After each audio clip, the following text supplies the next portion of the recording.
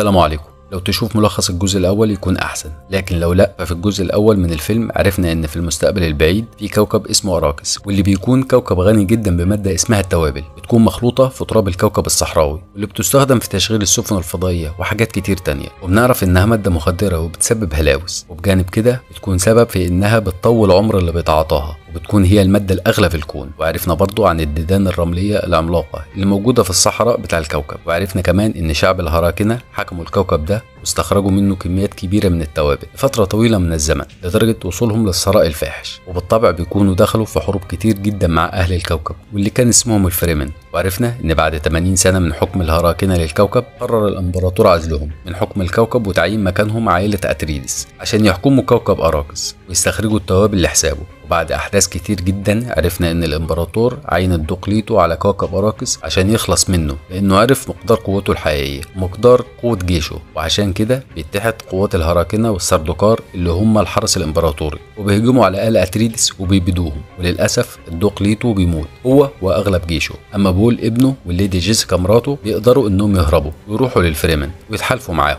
وطبعا عرفنا كمان ان بول بيشوف احلام كتير وبتكون ليها طابع الرؤية، يعني بتتحقق وبتكون زي علامات بتوجهه. وبيكون بول بيشوف حلم متكرر لبنت من الفريمن اسمها تشاني، وشوفنا لما بيوصل لتشاني في اخر الفيلم لما بيوصل لجماعه من الفريمن. وطبعا عرفنا ان ليدي جيسيكا منتميه لجماعه ساحرات البيني جيسريت اللي عندهم قوه سحريه، وعرفنا طبعا ان ليدي جيسيكا قامت بتدريب بول على فنون الجماعه فاكتسب القدره دي منها، واللي كانت اصرت تعلمها له ضروري عشان يبقى قوي كفايه، لانها بتحلم ان هو يكون المختار. وعرفنا كمان ان شعب الفريمن كانوا بيؤمنوا بنبوء ظهور المختار اللي كانوا بيسموه لسان الغيب. وانتهى الجزء الاول لما كان بول وليدي جيسيكا مع ستيلجار ومجموعه الفريمن لما بيبداوا في طريقهم. وبيبدا الجزء الثاني لما بتكون الاميره ايرولان بنت الامبراطور بتكون بتحكي عن اللي كان حصل ده من وجهه نظرها. طبعا بتستغرب من رده فعل ابوها على اللي حصل مع الدوقليتو لانه كان بيعتبره زي ابنه. وبنرجع لكوكب اراكس من تاني لما كان بول وليدي جيسيكا مع ستيلجار والمجموعه اللي معاه في طريقهم للقريه، وبيكون مجموعة من الجيش الهراكنة بيدوروا على الفريمن كما هو المعتاد. وبنشوف بول يشتبك مع واحد من الجنود وبيخلص عليه، وبيكون في واحد تاني من الجنود هيضرب بول، لكن بتيجي ليدي جيسيكا وبتضربه بطوبة وبتفضل تضربه لحد ما يموت. وبيقوم كل افراد الجماعه بتصفيه اجساد الجنود من الميه السوائل اللي فيها، ويقول ستيلجار ان دي ميه مليانه بالكيماويات مش بيستخدمها غير العرافات، ده بخلاف الميه المستخلصه من اجساد الفريمن نفسهم. وبعد ما بيخلصوا بيستدعوا دوده عملاقه بتبلع كل الجثث. بعديها بيتحركوا للمكان اللي شعب الفريمن عايشين فيه، وبيتلم الناس عليهم، وبيكون في صدى لنبوءة لسان الغيب. مجرد وصولهم بيقعد ستيلجار مع كبار الفريمن والعرافات وبيحاول يقنعهم ان بول وليدي جيسيكا يعيشوا معاهم. وبيكون ستيلجار واثق جدا ان بول هيبقى هو المختار المخلص لشعبهم، وعشان كده بيقول انه لازم يعيش وسطهم عشان يتعلم عاداتهم وتقاليدهم، عشان في يوم اكيد هيخلصهم بنفسه من الهراكنة وغيرهم زي النبوءة ما بتقول. وقتها كبار الفريمن بعد مناقشة طويلة بيوافقوا، لكن بشرط ان ليدي جيسيكا ام بول تبقى الام المقدسة الخاصة بشعبهم، لان الام المقدسة بتاعتهم خلاص بتموت. وبتكون ليدي جيسيكا طبعا اتربت مع جماعتها اللي كلهم سحرة وتعلمت منهم السحر وغيره وتقدر تقوم بالدور ده. وقتها بيوافق ستيلجار وعلى طول بيروح لليدي جيسيكا وبيعرض عليها الموضوع، ورغم انها بتخاف الا انها بتوافق، لانه بيوضح ليها انها لو رفضت فمش هيكون ليها لازمه وممكن الفريمن يخلصوا عليها هي وابنها. فبتروح لبول وبتعرفه باللي تم، وبيوافق بول على كلامها انها تبقى الام المقدسه ليهم لان مفيش حل تاني. فعلا ما عداش وقت طويل وبنشوف ليدي جيسيكا مع الام المقدسه الحاليه اللي بتبقى ست عجوزه جدا وخلاص شكلها بتموت. وساعتها مساعدين الام المقدسه بيطلبوا من ليدي جيسيكا تشرب من سائل ازرق غريب، فبتشرب ليدي جيسيكا وبتبدا تتشنج بشكل مش مفهوم وبتشوف حاجات ورؤى كانها من عالم تاني. كمان السائل الازرق بيوصل للجنين اللي في بطنها، بتفقد الوعي لفتره لكنها بتفوق تاني ومش بتموت، وبتتحول عينيها للون الازرق زي شعب الفريمن بالظبط، وده معناه انها نجحت في الاختبار وخلاص بقت واحده من الفريمن. وده بيعجب ستيلجار جدا فبيروح لكل شعبه واللي كان قاعد معاهم بول وتشاني وغيرهم، وبيعرف ستيلجار الكل ان ليدي جيسيكا هتبقى الام المقدسه الجديده لشعبهم، وده معناه ان بول ابنها هو المخلص ليهم ولازم يتبعوا توجيهاته. لكن تشاني وكتير من شعب الفريمن بيعترض على كلام ستيلجار لانهم مش مؤمنين بالكلام ده. اما بول نفسه فبيتكلم مع ستيلجار وبيقول انه مش المخلص فعلا ولا اي حاجه، لكنه مجرد شخص خسر ابوه وكل اهله وعشيرته على ايد الهراكنة، ويوضح انه عاوز يحارب معاهم هو وكل الفريمن عشان يرجع حق اللي ماتوا. وقتها بيحترم ستيلجار جدا كلام بول، وبيقول عشان يبقى بول واحد منهم لازم اول حاجه يعملها انه يتعلم يعيش في الصحراء ويتعلم اساليب الفريمنج كويس جدا. فعلا بيبدا بول يتعلم على ايد تشاني، واللي بيتعلم كل حاجه حتى طريقه مشيهم وتخفيهم في الصحراء. وبيكون بول فرحان جدا انه بيتعلم كل ده، ويبقى شايف انه في يوم من الايام هيبقى واحد من الفريمن. وبيكون فرحان كمان لانه بيقرب لتشاني اكتر واكتر، لانه من زمان جدا من ايام ما كان بيحلم بيها كان بيحبها. وبالفعل بعد فتره بيقضوها مع بعض في التعليم بيصارحوا بعض بحبهم. بعد كده بنشوف رابان قائد الهراكنه، واللي طبعا عارفين ردود فعله وعصبيته، وبيكون في الوقت ده بيعرف اللي حصل مع جنوده في اخر مره راحوا للاستطلاع. بيعرف انهم ماتوا كلهم على ايد الفريمن، فبيتعصب بشكل مش طبيعي. فالمساعد بتاعه بيقول له انه لازم يريح نفسه شويه، فبيبدا يضربه بدون اي رحمه وبدون اي سبب، وبيقول انه هيسيطر على الكوكب بالعافيه حتى لو معناه انه هيقتل كل شعب الفريمن. بعديها بنشوف مصنع لاستخراج التوابل تابع للهراكنه، ونلاحظ فرق التطور بينه وبين المصنع اللي كنا شفناه قبل كده مع الدوق ليتو في عملية استخراج التوابل من الأرض. وبيكون مع المصنع مجموعة من الجنود بيحموه، لكن بيطلعوا عليهم الفريمن، وبيكون من ضمنهم بول وتشاني.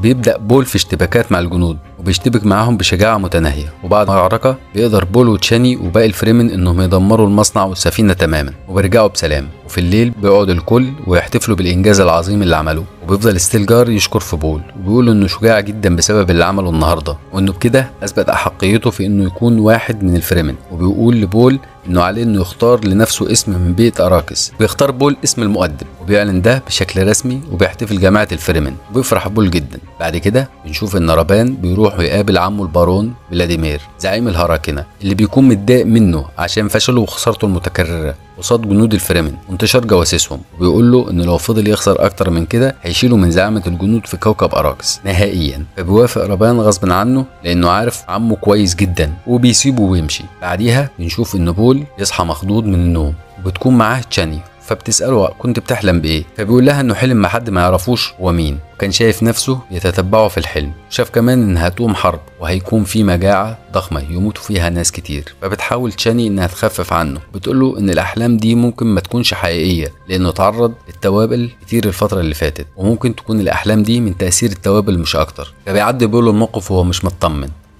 بعد كده بيجي ستيلجار لبول وبيعرفه إن جه وقت آخر اختبار ليه، والاختبار ده انه بكل اختصار كده هيحاول يركب دودة من ديدان الصحارى العملاقة عشان يثبت وقتها فعلا انه بقى من الفريمن. وبيفضل ستيلجار يدي بول نصايح كتير وبيعرفه ازاي هيقدر يركب الدودة وازاي يعرف يوجهها ويتنقل بيها. وبيبدأ بول يعمل بالنصايح دي. بيكون معاه جهاز دقاق بيحطه في الأرض، والجهاز بدوره بيعمل صدمات على الأرض فبتستدعي الدودة، وبالفعل تظهر الدودة ويبان إنها عملاق. وهنا بيبدأ بول يحاول إنه ينط عليها ويركب على ظهر الدودة، وبعد محاولات كتير وصعبة بيقدر فعلا يركب على ظهرها وبيتحرك بيها ويوجهها. ده بيفرح ستيلجار وكل الفريمن، وبيفضلوا يشجعوه كتير ويتأكدوا فعلا إنه بقى واحد منهم، وفي يوم من الأيام هيكون المخلص. وبسرعة توصل الأخبار لليدي جيسيكا، واللي أصبحت رسميا الأم المقدسة للفريمن، واللي بتفرح جدا بكل الأخبار دي وتقرر إنها تتنقل للجنوب. وده لسببين: السبب الأول عشان تولد هناك، وكمان عشان تدعو أهل الجنوب إنهم يتحدوا مع ابنها بول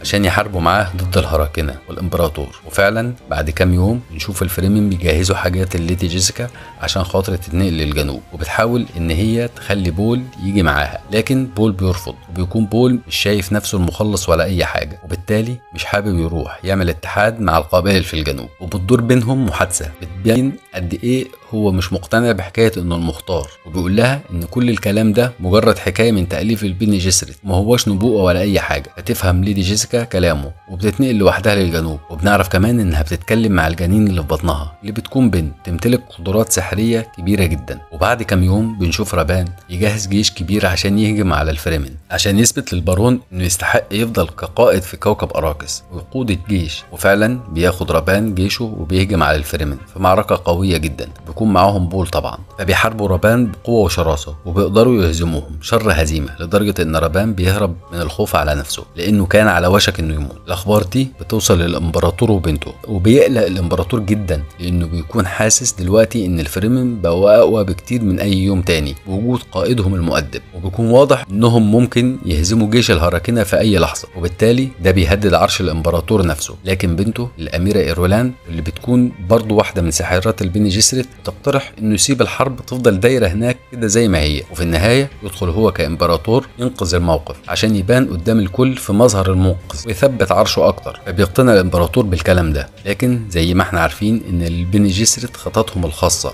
ده بيبان في المحادثة اللي بتدور ما بين الام موهيم والاميرة ايرولان بعد ما بيسيبوا الامبراطور. والذكاء ايرولان بتكون حاسة ان المؤدب ده ممكن يكون هو بول اتريدس اللي بيكون في نظر الجميع مات وانتهى، لكن الام موهيم بتنفي وبتقول لها الكلام ده ما تكرروش تاني ابدا. بعد كده نروح لكوكب الهراكنة ونشوف واحد اسمه فيد راوثا، وبنعرف ان فيد راوثا ده اخو رابان الصغير، وبنشوفه انه متوحش لاقصى درجة، لدرجة ان هو بيجرب سلاحه بيقتل 2-3 كده على الماشي. وبيكون يوم عيد ميلاده، وبيكون في قتال في حلبة كبيرة بالمناسبة دي، وبيحضر سفير الامبراطور كشخصية مهمة مع البارون، وبيدخل مجموعة من المقاتلين عشان يستعرض فيد راوثا قدراته عليهم. وبيلاحظ السفير ان المقاتلين مش فايقين كأنهم متخدرين، عشان كده بيطلب الغاء القتال، لكن البارون بيطنشه وبيبدأ القتال. وبعد ما فيد راوثا بيقتل 2 بكل سهولة بيبان كده انه قوي جدا، يتفاجئ ان التالت مقاتل حقيقي لكنه بمهارة ومن غير الدرع بيتغلب عليه،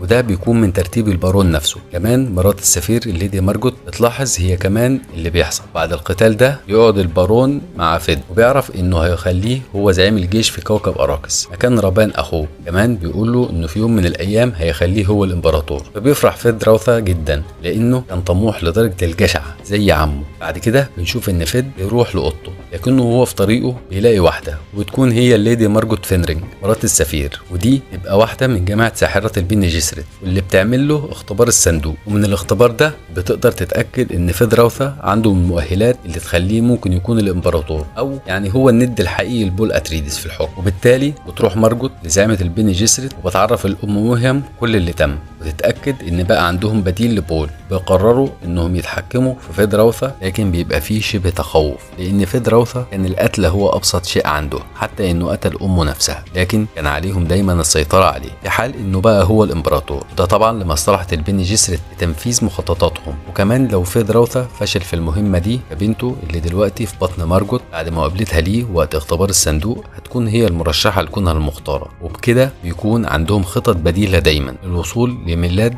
الكويزاتس هايدرا. بعد كده بنشوف احتفالية كبيرة جدا، بنشوف ان البارون بيعلن فيد راوثا بشكل رسمي قدام كل الهراكنة عشان يقود الجيش في كوكب اراكس، وبيكون فيد طبعا فرحان جدا بالمهمة دي. تاني يوم بنشوف ان بول والمجموعة اللي معاه بيراقبوا مجموعة من المهربين اللي جايين يسرقوا التوابل من على الكوكب. واول ما المهربين دول بينزلوا على ارض الكوكب بيهجم عليهم بول وباقي الفريمن، لكن بتحصل حاجة غير متوقعة، هي ان بول بيلاقي ضمن المهربين دول شخص هو عارفه كويس جدا، ويكون جيرني هالك المدرب بتاعه وحارس ابوه الشخصي. واول ما بيشوفه بول يوقف الكل، بيكون فرحان جدا وبيقعد بول يتكلم مع جيرني، وبيعرف منه انه ما ماتش في الحرب اللي حصلت وقدر انه يهرب ويتعرف على المهربين اللي هم معاه دول ويشتغل معاهم لحد ما قابل بول بالصدفه دلوقتي. فبول بيرحب بيه وبيكون فرحان جدا. بعديها بيقعد معاه وبيفضل ينصحه انه يروح للجنوب لان الجنوب فيه جيش قوي وهيساعدوه اكيد في حربه ضد جيش الهراكنة. لكن بول بيرفض الكلام ده لان الرؤيه اللي هو شافها بتقول انه لو راح الجنوب في ناس كتير هتموت وفي حرب ومجاعه كبيره هتقوم، وهو مش عاوز كده. وبيحصل ان جيرني بيعرفه كمان ان يعرف مكان ترسانة اسلحه في كوكب اراكس كانت خاصه بابوه، وفعلا تاني يوم بياخد جيرني بول لمكان الاسلحه، وبيتبسط بول لانه كده هيقدر يقوي الجيش بتاعه قبل الحرب المرتقبه في الجنوب. في نفس الوقت ده بنشوف ان ليدي جيسيكا وصلت للجنوب وتروح لمعبد تبع الاصوليين اللي عايشين في الجنوب، تتكلم مع راهبه في المعبد، ونشوف طريقه استخراج السائل الازرق من الديدان. تتفق الليدي جيسيكا مع الراهبة انه لما بول يجي تخليه يشرب سائل الحياة الازرق، رغم ان الراهبة بتقول ان ده محرم، لكن الليدي جيسيكا بتستعمل سحر الصوت عليها فبتوافق. كمان بنشوف ان فيد راوثا وجيشه بيوصلوا عند بول وبيفضلوا يدمروا كل حاجة حرفيا، وبتحصل خسائر كتير في سيتش الفريمن، حتى ستيلجار بيتصاب، وده بيخلي بول والكل يضطروا انهم يركبوا الديدان العملاقة ويزحفوا لناحية الجنوب، رغم ان بول ما كانش عاوز كده بسبب الاحلام والرؤى الكتير اللي شافها. لكن بمجرد وصول بول للجنوب يروح المعبد بتاع الاصوليين، وهناك بتخليه الراهبة يشرب من المية الزرقاء زي ما امه ما امرت. المية الزرقاء دي تعتبر عبارة عن سم بيستخرج من ديدان الصحراء زي ما شفنا، فبيشرب بول السائل الازرق، وده بيخليه يشوف رؤية من المستقبل، وبيكون بيكلم اخته واللي بتطمنه. بعد كده بيغيب عن الوعي وبيبان كأنه مات، لكن تشاني بتوصل وبيبان انها تتجنن عليه، لكن الليدي جيسيكا بتقول لها على الطريقة اللي ترجعه بيها، ورغم انها ما كانتش موافقة لكن سحر الصوت طريقة تانية، فبتقول لليدي جيسيكا على الطريقة اللي ترجعه بيها، وهي انها تخلط دموعها مع السائل الازرق وتحطها على شفايفه، وبكده يرجع للحياة من جديد. ومجرد رجوعه بنشوف انه بقى غريب،